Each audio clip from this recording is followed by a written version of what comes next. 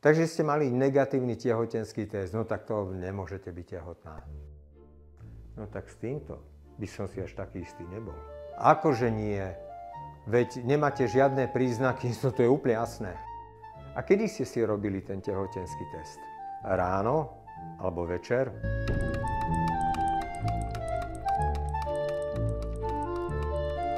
Takže hovoríte, že na 8. deň po pohlavnom styku a večer? A meškáva menštruácia?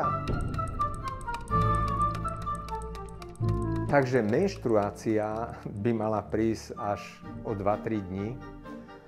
No rozumiem. No tak to ste sa ale teda poponáhľali riadne. Treba si uvedomiť jednu vec. Ak si spravíte test príliš skoro, to znamená, že nemáme ešte dostatočne vysokú hladinu hormónov, kľudne môže výjsť tento tehotenský test negatívny, napriek tomu, že u vás už začína gravidita. Testujte sa najskôr na ten 10. 12. deň po styku. Ideálne je, ak si robíte tehotenský test až v období, kedy vám už menštruácia mešká, stačí aj 2-3 dní po očakávanej menzes. Pretože vtedy už máme dostatočne vysokú hladinu hormónov a tie určite tú pozitivitu zachytia. Lebo ak si robíte tehotenský test príliš skoro, nič nemusí byť jasné.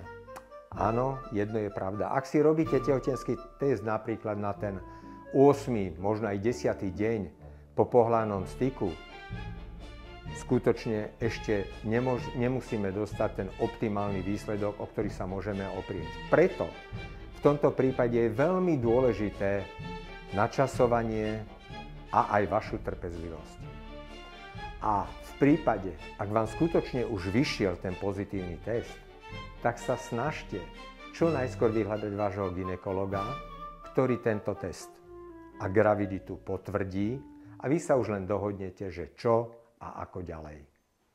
A sledujte nás i naďalej a pozerajte aj naše videá.